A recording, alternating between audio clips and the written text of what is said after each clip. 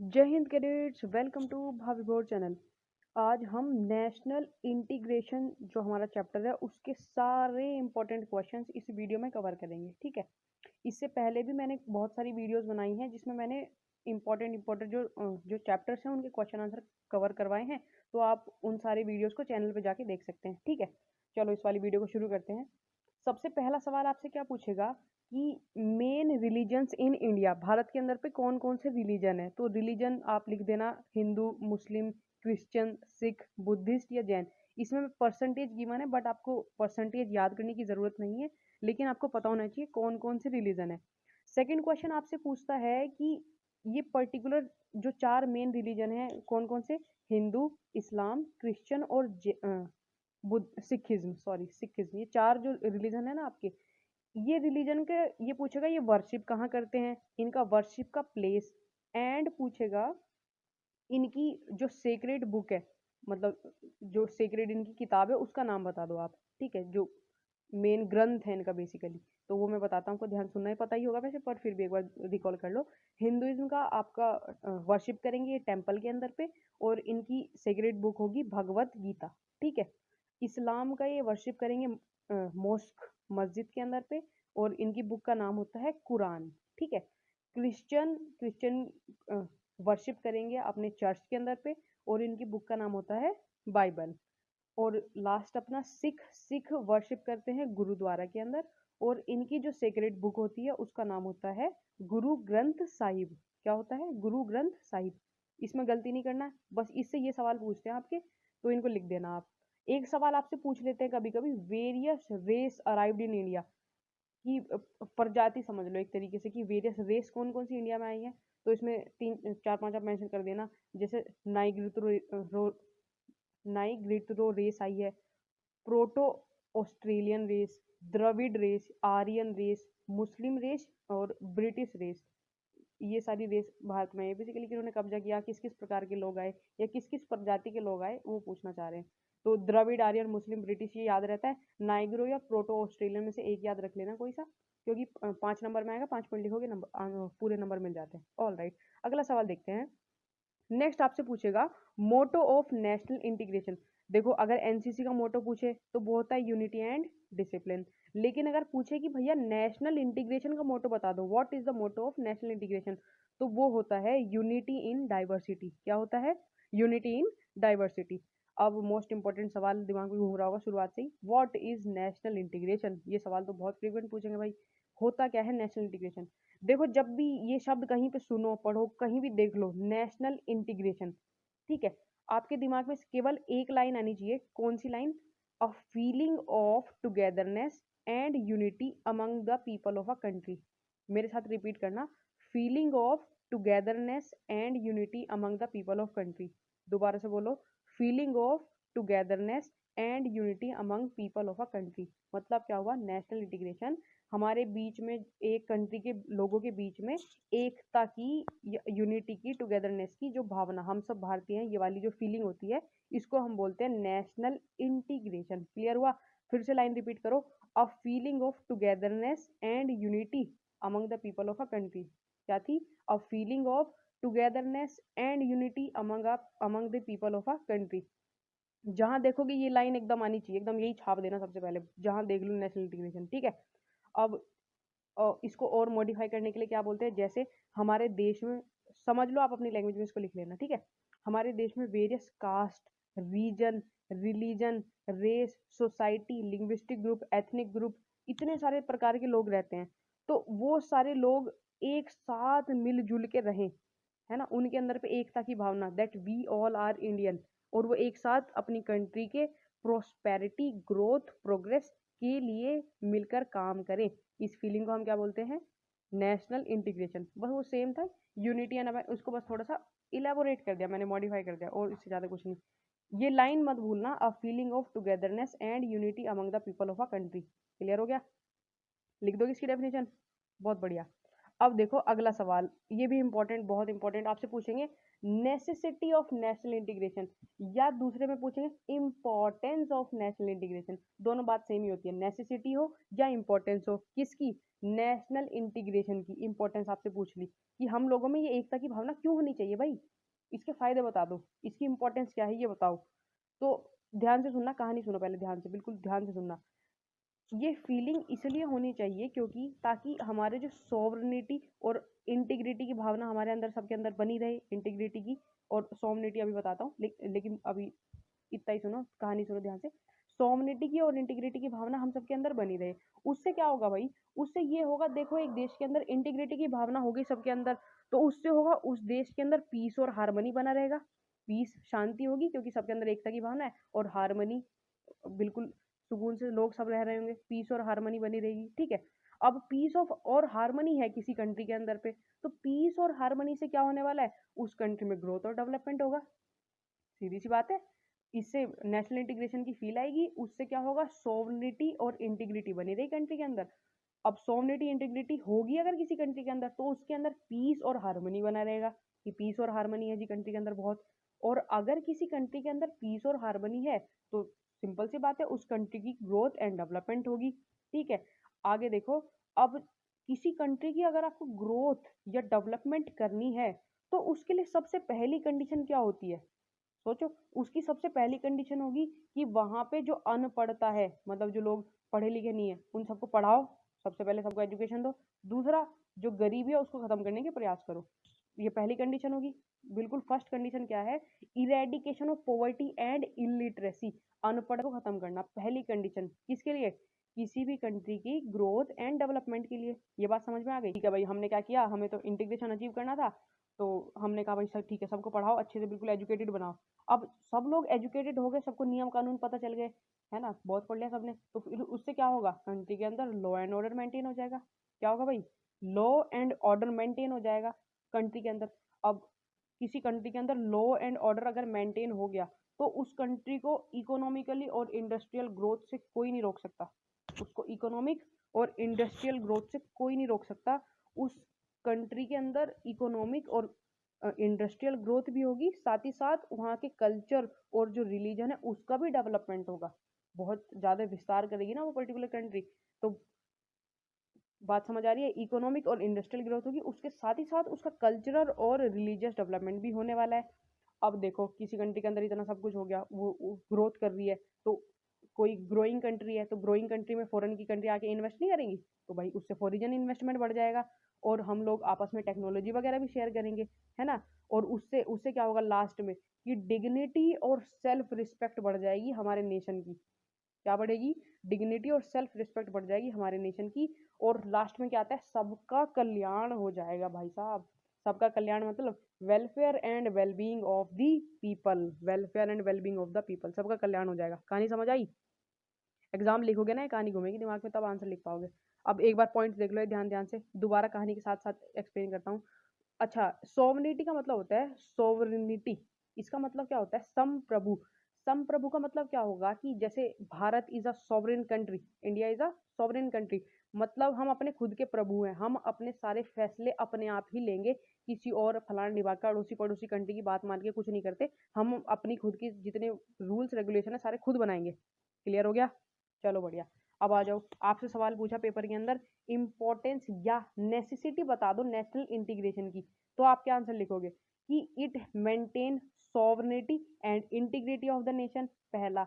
अब किसी कंट्री के अंदर सॉवरेनिटी इंटीग्रिटी होने वाली है, तो जाहिर सी बात है मेंटेन पीस एंड हार्मनी, उस कंट्री के अंदर पीस और हार्मनी बढ़ मेंटेन हो जाएगी, बढ़ जाएगी, पीस एंड हार्मनी बढ़ गई, ठीक है भाई। अब किसी के कंट्री में पीस और हार्मनी इंक्रीज हो चुकी है, तो उसके बाद उस कंट्री के ग्रोथ एंड डेवलपमेंट होगा, ठीक है। नेक्स्ट पॉइंट आप लिखोगे growth and development of the nation. उसके बाद किसी कंट्री में ग्रोथ या डेवलपमेंट करने के लिए सबसे पहली कंडीशन क्या थी? सबसे पहली कंडीशन थी भाई वहां पे अनपढ़ता, इलिटरेसी और पॉवर्टी खत्म कर दो। इरेडिकेशन, इरेडिकेशन होता है मतलब खत्म करना, समाप्त करना, eradication of poverty and illiteracy. अब हमने इलिटरेसी खत्म की, अनपढ़ता खत्म की, कैसे? पढ़ा पढ़ा के बच्चों को पढ़ा दिया भाई, पढ़ाओ, सबको पढ़ा दिया, पढ़ पढ़ के उन्हें क्या सब कुछ समझ आ गया, तो वो क्या करने लगे? लॉ एंड ऑर्डर फॉलो करने लगे। कि इंटरनल सिक्योरिटी इंक्रीज हो जाती है और लोग क्या करते हैं, लॉ एंड ऑर्डर को, नियम कानून फॉलो करने लग जाते हैं। अब ये सब फॉलो कर रहे हैं, बिल्कुल कायदे कानून से काम कर रहे हैं, तो उस कंट्री को अब इकोनॉमिक और इंडस्ट्रियल ग्रोथ से कोई नहीं रोक सकता।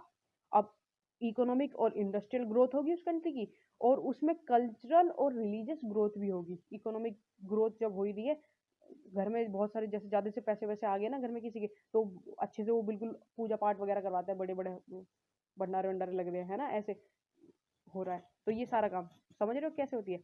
तो इकोनॉमिक ग्रोथ भी, उससे कल्चरल और रिलीजियस ग्रोथ भी होगी। अब किसी कंट्री में इकोनॉमिक ग्रोथ हो रही है तो जाहिर सी बात है उसमें फॉरेन इन्वेस्टमेंट ही आएगा, आएगा ही ना भाई, ग्रोइंग कंट्री में तो इन्वेस्ट करती हैं कंपनीज। तो attract foreign investment and increase important export लिख दोगे। उसके बाद में हम टेक्नोलॉजी भी शेयर करेंगे, एक्सचेंज ऑफ टेक्नोलॉजीज। इसके बाद में क्या होने वाला है, इससे क्या होगा, इस सारे काम से डिग्निटी बढ़ जाएगी, डिग्निटी एंड सेल्फ रिस्पेक्ट बढ़ेगी, किसकी, नेशन की। और फिर लास्ट में क्या था, सबका कल्याण। सबका कल्याण मतलब welfare and wellbeing of the people, welfare and wellbeing of the people. ये क्लियर हो गया। अब अगर आसपास में कहीं मतलब कॉपी पेन हो तो एक बार इन्हें लिख के देख लो वीडियो पॉज करके यहीं पे, नहीं तो वीडियो पॉज करो और आंख बंद करके कहानी रिकॉल करो, या दीवार पे देखो या कहीं हवा में देखो, और कहानी जो बोला ना एक बार, ये पॉइंट्स को अपने दिमाग में याद करने की कोशिश करो। अगर आप एक बार कर पा रहे हो ना सच में याद, तो फिर आप कभी नहीं भूलोगे जिंदगी में, ठीक है। तो ये एक्सरसाइज कर लेना अभी, पॉज करके वीडियो है। ऑल राइट, नेक्स्ट देखते हैं हमारा freedom struggle and nationalist movement. इसमें से कुछ बहुत बेसिक से सवाल पूछते हैं, ज़्यादा इसमें कंफ्यूज होने की जरूरत नहीं है, किताब में बहुत लंबा दिया होता है, ज़्यादा मत पढ़ना उसको, है ना। इसमें पूछते हैं पहले इंडियन म्यूटिनी, सिपॉय म्यूटिनी भी लिखा होता है इसको। म्यूटिनी मतलब होता है विद्रोह, क्या होता है, विद्रोह। ये 1857 का है, 1857 सबको पता होता है। 1857 ईस्ट इंडिया कंपनी के खिलाफ जो इंडियन सिपॉय थे उन्होंने रिवोल्ट कर दिया था, विद्रोह कर दिया था। कब, 1857 की क्रांति, 1857 की क्रांति, ऐसे याद रखना, 1857। नेक्स्ट पूछते हैं सवाल आपसे, राजा राम मोहन राय ने किस समाज की स्थापना करी। तो इसमें आप याद रखना, राजा राम मोहन रॉय ने ब्रह्मो समाज की स्थापना करी थी। ब्रह्मो समाज याद रहता है, राजा राम मोहन भी याद रहता है, ये याद नहीं रहता कि इसी ने करी थी या किसी और ने करी उसको कैसे याद रखना है। देखो एक बार ध्यान से, राजा राम मोहन रॉय, इसमें बहुत सारे आर आ रहे हैं, आर आर आर आर आ रहे हैं ना, तीन तीन तो आर आ ही रहे हैं भाई, ठीक है। तो पहले वाले दो आर उठा लो, एक आर उठाया मैंने, दूसरा आर उठाया, पहले वाले आर के ऊपर दूसरे वाले आर को पलट के रख दिया, तो बी जैसी शेप बन जाएगी। एक आर रखा उसके ऊपर दूसरे आर को उल्टा करके मार दिया, तो बी बन जाएंगे ना दो। तो उससे क्या याद रहेगा, ब्रह्म समाज। खाली ट्रिक है, इससे ध्यान रहता है बस, और कुछ नहीं, ठीक है। तो याद रहेगा Raja Ram Mohan Roy, fill in the blanks में पूछेंगे या तो, या मैच द फॉलोइंग में पूछेंगे, तो ब्रह्म समाज राजा राम मोहन रॉय, क्लियर, बढ़िया। अगला देखिए, स्वामी विवेकानंद। स्वामी विवेकानंद से आप याद रखना रामकृष्ण परमहंस, ये इनके गुरु का नाम था। स्वामी विवेकानंद के गुरु का नाम था रामकृष्ण परमहंस। रामकृष्ण परमहंस मिशन की शुरुआत इन्होंने करी थी, किसने, विवेकानंद ने। तो ऐसे लिखा आता है रामकृष्ण परमहंस रिलेटेड टू, किससे, स्वामी विवेकानंद से, या Swami Vivekananda is a disciple of, फिर फिल इन द ब्लैंक्स देंगे, तो आप लिखना रामकृष्ण परमहंस, ऐसे करके फिलअप में या मैच द फॉलोइंग में ऐसे पूछेंगे इसको, ठीक है। ये भी क्लियर होगा, और कुछ मत पढ़ना, इसमें यही चीज इंपॉर्टेंट होती है। ऑल राइट, नेशनलिस्ट मूवमेंट, इनका ऑर्डर पूछ लेते हैं कई बार, और ये डेट्स अगर याद नहीं हो तो पैनिक नहीं होना, एक नंबर का सवाल आता है, इससे ज्यादा नहीं आएगा, ठीक है। तो ध्यान से सुनना एक बार, अगर हो पाए तो बहुत बढ़िया, ठीक है। सबसे पहले देखो, Indian national Congress, INC, Indian national Congress, Indian national Congress, इसकी स्थापना किसने करी थी, A.O. ह्यूम ने। किसने, A.O. ह्यूम ने। कब, 1885। दोबारा रिपीट करता हूँ, ध्यान से सुनो, इंडियन नेशनल कांग्रेस की स्थापना करी थी A.O. ह्यूम ने, A.O. ह्यूम ने। कब, 1885 में, क्लियर। अगला देखिए, जलियांवाला बाग मैसेकर, 13 अप्रैल 1919। जलियांवाला बाग मैसेकर 13 अप्रैल 1919। पता है ये कैसे याद होते हैं, अगर आप इन्हें मेरे साथ में 4-5 बार बोल लो, 4-5 बार बोलोगे तो याद हो जाते हैं। पेपर में फिल इन द ब्लैंक्स में तो आप आराम से टिक कर दोगे, उसमें मैच द फॉलोइंग में, ठीक है। जलियांवाला बाग मैसेकर 13 अप्रैल 1919, 13 अप्रैल 1919, 13 अप्रैल 1919, 13 अप्रैल 1919, ठीक है। अगला देखिए, नॉन कोऑपरेशन मूवमेंट, ये था 1920 का, non cooperation movement 1920। Simon commission 1928, 1928, Simon commission 1928। ये देखो एक पॉइंट और इसमें इंपॉर्टेंट है, लाला लाजपत राय, इनको शेरे पंजाब बोला जाता था। किसको बोलते थे शेरे पंजाब, लाला लाजपत राय, शेरे पंजाब लाला लाजपत राय, शेरे पंजाब लाला लाजपत राय, ठीक है। अगला देखिए, civil disobedience movement 1930। Civil disobedience movement 1930, civil disobedience movement 1930। Quit India movement, ये था 9 अगस्त 1942। क्विट इंडिया मूवमेंट 9 अगस्त 1942, 1942 मतलब 1942। क्विट इंडिया मूवमेंट 9 अगस्त 1942। वीडियो 20 सेकंड पीछे करके दोबारा रिपीट कर लो अगर सच में याद करने का मन है तो, नहीं तो हम आगे बढ़ते हैं, कोई दिक्कत नहीं। चलिए ठीक है। अच्छा एक पॉइंट और देखो इसमें, नेताजी सुभाष चंद्र बोस, ये किससे रिलेटेड है? Indian national army, INA, Indian national army. इनका एक स्लोगन बहुत फेमस है, आपको भी पता होगा, give me blood I shell give you freedom, तुम मुझे खून दो मैं तुम्हें आज़ादी दूंगा। ये किसका स्लोगन है? नेताजी सुभाष चंद्र बोस।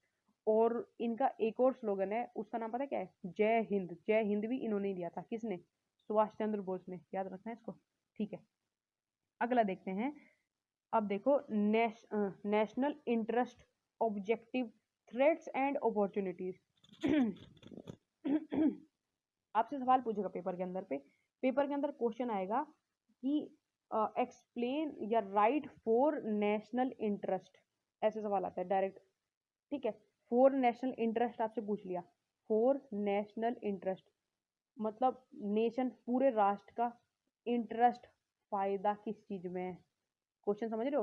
पूरे नेशन के इंटरेस्ट पूछ लिए तो इसका ट्रिक आप याद रखना, IUSS। क्या बोला मैंने? इंटरेस्ट, नेशनल इंटरेस्ट जहां देखोगे उसके बाद आपके दिमाग में क्या आने चाहिए? 4 शब्द, IUSS। दोबारा बोलो, IUSS, ठीक है।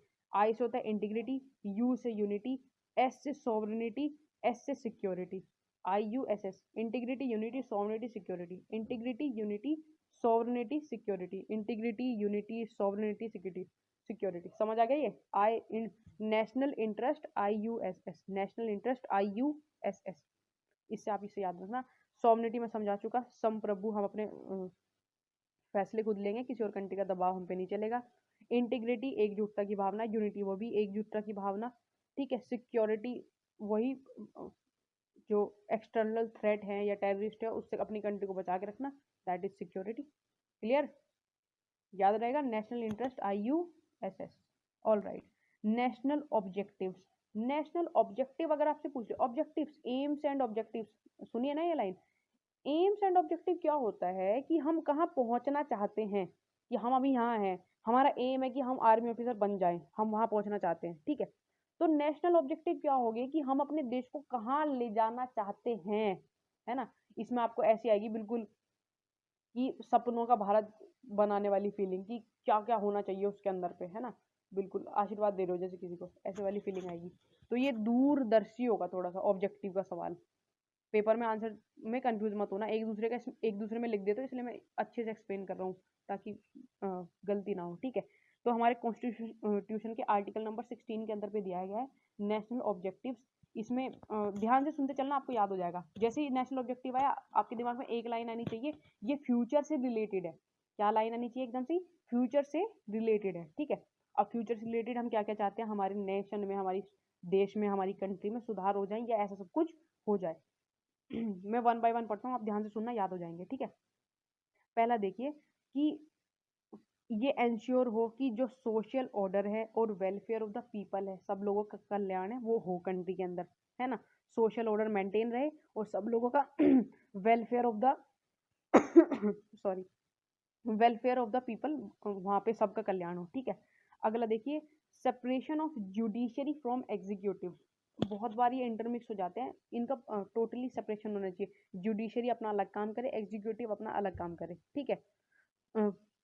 प्रोटेक्शन ऑफ नेशनल मोन्यूमेंट, जैसे टेररिज्म वगैरह होता है ना, इनसे पूरा अपने जो नेशनल मोन्यूमेंट्स वगैरह हैं इनको हम प्रोटेक्ट करके रखें, ऐसा अच्छे से। अभी भी कर रहे हैं, फ्यूचर में भी करेंगे, है ना। जुडिशरी एग्जीक्यूटिव अभी भी थोड़ी सी डिफरेंट है, लेकिन फ्यूचर में चाहेंगे बिल्कुल अच्छे से ही सेपरेट रहें। लोगों का कल्याण अभी भी करने की कोशिश करें, लेकिन फ्यूचर में चाह रहे हैं कि वो बिल्कुल अचीव हो जाए, कल्याण हो ही हो सबका।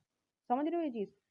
अगला पॉइंट देखिए, protection and improvement in environment, forest and wild life, ठीक है। कि जो अपना इन्वायरमेंट हो गया, फॉरेस्ट हो गया, वाइल्ड लाइफ, उसके अंदर प्रोटेक्शन बढ़े, उसका कवर बढ़े, फॉरेस्ट कवर बढ़े, फ्यूचर के बारे में सोच रहे हैं ना इसमें। अगला पॉइंट देखिए, organise agriculture and animal husbandry on modern and scientific lines. जो हमारा एग्रीकल्चर होगा, खेती बाड़ी वगैरह हो गया, एनिमल हस्बेंड्री जो जानवरों का रख रखाव वगैरह हो गया है ना, डेयरी फार्म्स हो गए, उनको हम मॉडर्न बनाएं या साइंटिफिक बना ले। समझ रहे हो आप, फ्यूचर से रिलेटेड है सारा, ऑब्जेक्टिव पूछ रहा है आपसे जो।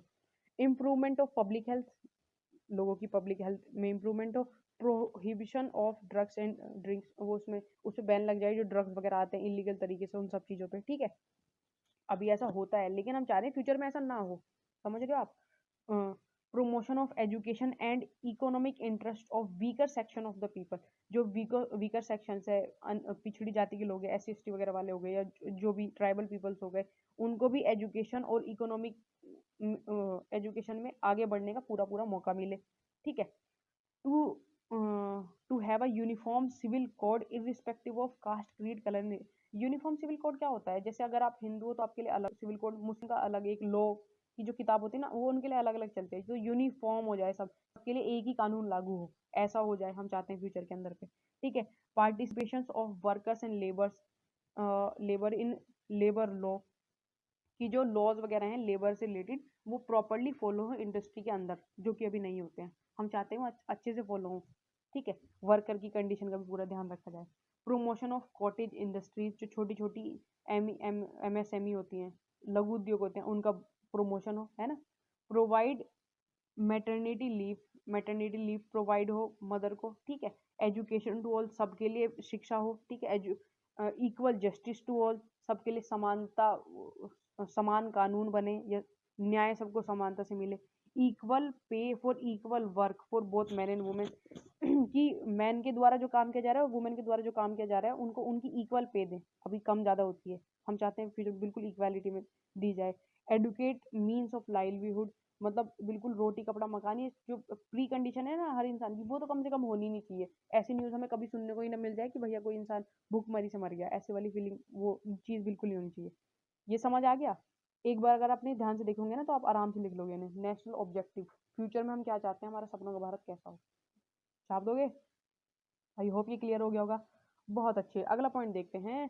Problems challenges of national integration.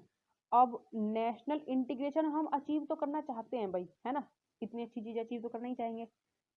थोड़ा थोड़ा हमारे अंदर है भी, थोड़ा नहीं काफ़ी है वैसे तो, लेकिन इसमें प्रॉब्लम्स कहाँ कहाँ आती है। अब ये पूछ लिया आपसे, ये सवाल पूछते हैं पेपर में, इसको पढ़ना है, ये बहुत बार देखा है मैंने क्वेश्चन पेपर सोल्व करवाते हुए। मेजर प्रॉब्लम्स क्या क्या है नेशनल इंटीग्रेशन में। कास्टिज्म, हम अलग अलग कास्ट से बिलोंग करते हैं। तो एकता की भावना होने के बावजूद एक अलग, जो अलग कर रही हैं चीज़ें, हमें क्या चीज़ें अलग कर रही है, जैसे कास्ट, ठीक है। कम्युनलिज्म, कि अलग अलग कम्युनिटी से बिलोंग करते हो, तुम इस कम्युनिटी का, मैं इस कम्युनिटी का, वो चीज़। लिंग्विस्टिक फैंटेसीज, लिंग्विस्टिक मतलब कि suppose I am very good at English, या मेरे को हिंदी भाषा बोलनी आ रही है, तो कोई भोजपुरी बोल रहा है तो ये, या कोई बंगाली बोल रहा है तो वो, ऐसे ना। तो लैंग्वेज हर लोगों की अलग अलग है, तो उससे तालमेल बैठाने में परेशानी होती है। रीजनलिज्म, अलग अलग रीजन से आता है कि ये साउथ के लोग, ये नॉर्थ ईस्ट के लोग, ये इधर के, है ना, तो वो रीजन रीजन वाली फील आती है उनकी। अगला देखिए, सोशल डिस्पैरिटी, सोसाइटी में अलग अलग बिहेवियर है लोगों के उस कारणवश, ठीक है। इकोनॉमिक इनइक्वालिटीज, कोई बहुत रिच है कोई बहुत गरीब है, तो उस वजह से उसको महसूस नहीं होता कि हम एक ही हैं, है ना। तो ये प्रॉब्लम्स आती हैं। दोबारा से पढ़ो एक बार, इन्हें इन्हें भी 4 बार पढ़ना तब याद होंगी। Casteism, communalism, linguistic fanaticism, regionalism, social disparity, economic inequality, कोई 5 इनमें से याद रख लेना। CCLRSE, कोई भी कोड बना लो, आपको बस ये चीज़ें याद रखनी है। Casteism, communalism, linguistic groups, regionalism, social disparity, economic inequalities. Clear हो गया। Measures to achieve national integration, अब भाई तुमने परेशानी तो बता दी कि क्यों नहीं हो रहा, अब हमें तरीके तो बताओ अचीव कैसे करें। सोल्यूशन भी तो होता है हर परेशानी का भाई, होता है, ठीक है। तो कैसे अचीव कर सकते हैं, देखो पहला एजुकेशन, भाई ठीक है, सबको शिक्षित कर दो, इस बारे में अवेयर करोगे तो वो एजुकेशन बेस्ट वेपन होता है हर किसी भी अच्छी चीज़ को अचीव करने के लिए, है ना। तो एजुकेट कर दो लोगों को इस चीज़ के प्रति। पहला रिलीजियस टॉलरेंस, रिलीजियस टॉलरेंस क्या क्या होता है कि अ, मैं अपना धर्म फॉलो कर रहा हूँ, आप अपना धर्म फॉलो करो। ऐसा नहीं कि अपने मेरा धर्म बढ़िया है तो मैं इस चीज़ को लेकर थार से लड़ाई करूंगा, ये तुम्हारा अच्छा तो तुम मुझसे इसके लिए लड़ जाओ, नहीं भाई, तुम अपनी जगह ठीक हो, मैं अपनी जगह ठीक हूँ। ये होता है रिलीजियस टॉलरेंस, ठीक है। एक दूसरे के धर्म का सम्मान करना, तो वो करोगे तो आपको नेशनल इंटीग्रेशन की फीलिंग बढ़ जाएगी। क्लियर। अगला देखिए लिंग्विस्टिक टॉलरेंस। लिंग्विस्टिक टॉलरेंस भी यही कि कोई बात नहीं भाई, हर लैंग्वेज इंपॉर्टेंट होती है, कोई बात नहीं तुम इंग्लिश बोल रहे हो, लेकिन हिंदी भी तो इक्वली आपकी इंपॉर्टेंट है। उसको हिंदी ज़्यादा अच्छे से आती है पर्टिकुलर इंसान को, उसे भोजपुरी बहुत अच्छी आ रही है, उसको अपनी कोई मलयालम लैंग्वेज अच्छे से आ रही है ना। तो ये लिंग्विस्टिक टॉलरेंस अपनी जगह ठीक हो, यू आर एक्सेप्टेड, कोई प्रॉब्लम नहीं है हमें, आप बोल सकते हो। Clear. Use of TV and radio. National integration के ऐड वगैरह देखे ना, हम सब भारतीय हैं वगैरह, जो सॉन्ग्स वगैरह बार बार प्ले होते हैं, तो उससे हमारे अंदर ये एकजुटता वाली फीलिंग इंक्रीज होती चली जाती है। गवर्नमेंट इनिशिएटिव्स, बहुत सारे इनिशिएटिव गवर्नमेंट भी लेती है जो इस नेशनल इंटीग्रेशन की फीलिंग को बढ़ाने में हमारी मदद करते हैं। क्लियर हो गया। दोबारा रिपीट करता हूँ, एजुकेशन से religious tolerance, linguistic tolerance, use of radio and TV, government initiatives, लिख लोगे। क्लियर हो गया होगा दिमाग में, है ना। बहुत बढ़िया। अगला देखिए यूनिटी इन डाइवर्सिटी। अब ये रिपीटेड क्वेश्चन है, जैसे मैंने ऊपर बोला ना, आपसे पूछेगा इंपॉर्टेंस पूछ लेगा या नेसेसिटी पूछ लेगा, किसकी, नेशनल इंटीग्रेशन की। अगर वो पूछे या पूछे नेशनल यूनिटी की बता दो इंपॉर्टेंस, तो वो सेम ही होता है। जैसे पीस और हार्मनी मेंटेन करेगा, है ना, पीस और सिक्योरिटी, गुडविल होगी लोगों की, सबका कल्याण होगा, welfare of each and every person and individual, ऐसे करके इसका आंसर सेम लिखा जाता है। ठीक है, तो इसको नहीं पढ़ते, आगे देखते हैं। All right. अगला क्वेश्चन देखिए, नेशनल इंटीग्रेशन काउंसिल कब स्टेब्लिश हुई थी? 1961 में, ये याद रखना डेट, है ना। नेशनल इंटीग्रेशन काउंसिल है एक, उसको शॉर्टकट में क्या बोलते हैं, NIC, national integration council. National integration council कब स्टेब्लिश हुई थी? 1961। ये क्वेश्चन रिपीट हो गया। AO ह्यूम ने करी थी किसकी स्थापना? इंडियन नेशनल कांग्रेस की। कब की थी? 1885। अच्छा, ये जो यूनियन चीफ मिनिस्टर वगैरह का ये डाटा है, ये पुराना है, इसको याद मत करना। इसमें मतलब मेन क्वेश्चन आपसे क्या पूछ लेते हैं, जनरल क्वेश्चन पूछते हैं, क्या पूछेंगे कि कितने स्टेट्स हैं और कितने यूनियन टेरिटरी हैं अभी हमारी कंट्री में। ये आंसर मुझे कमेंट बॉक्स में लिख के बताओ, देखता हूँ आपको जनरल नॉलेज आती है नहीं आती। कितने स्टेट है, कितनी यूनियन टेरिटरी है फिलहाल हमारी कंट्री के अंदर। कमेंट करो ये आंसर मुझे। ठीक है, अगला पढ़ते हैं हम अपना सवाल। Slogans for national integration, unity in diversity, we all are Indian करके ऐसे।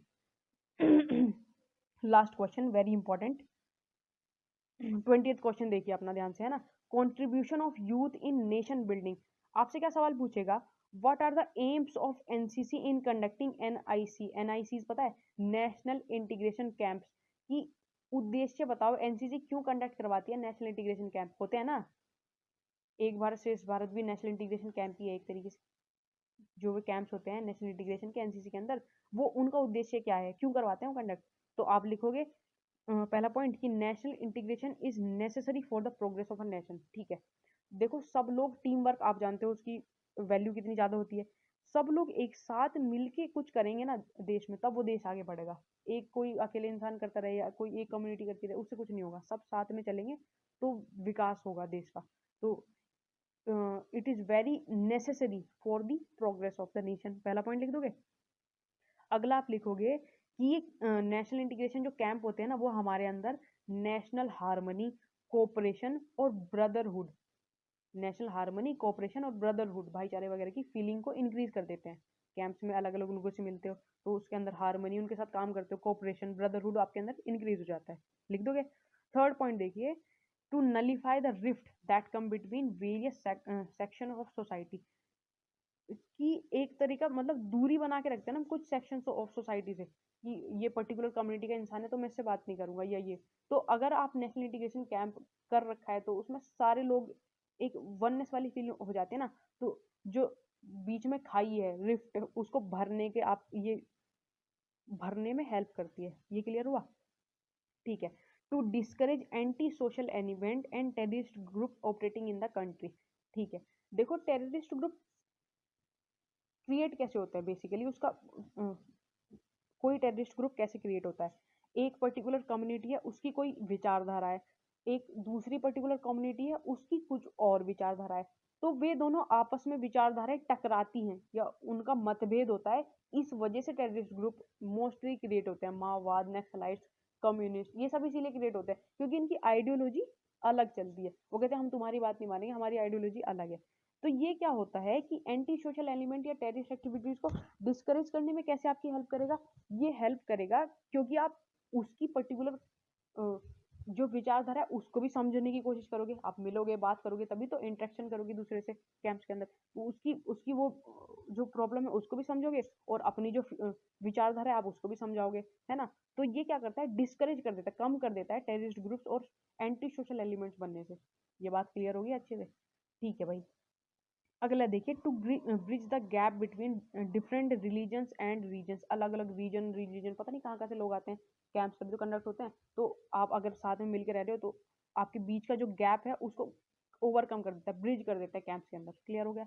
To protect stronger and better image of India across the globe. आप कहीं भी जाओगे ना, अगर आपने कैंप वगैरह ऐसे नेशनल इंटीग्रेशन के होल्ड किए हुए हैं, तो आपके अंदर ना अपने देश के प्रति एक अलग ही इमेज आ जाती है निखर के, कि वाओ इतनी अच्छी अच्छी चीजें हैं मेरे ही खुद के देश के अंदर। राजस्थानी डांस देख लिया और उधर से ऐसे ऐसे एक्टिविटीज आपने देख ली, आपको प्राउड महसूस होगा कि यस ये मेरी ही कंट्री है और इतनी ब्यूटीफुल है ये सारी चीजें। ठीक है ना? तो ये पॉइंट्स लिख लोगे आप आराम से बना बना के, कोई प्रॉब्लम नहीं है। तो ये सारे इंपॉर्टेंट जो मेन मेन क्वेश्चन है ना नेशनल इंटीग्रेशन से, वो यही पूछते हैं, इसके बाहर बिल्कुल नहीं पूछेंगे। ठीक है? और क्वेश्चन अगर आपको देखने हैं तो वीडियो क्या बोलते हैं चैनल पे पड़ी है बहुत सारी, वहां जाके देख लेना। आज की वीडियो में इतना ही, मिलेंगे नेक्स्ट वीडियो में, तब के तक के लिए जय हिंद।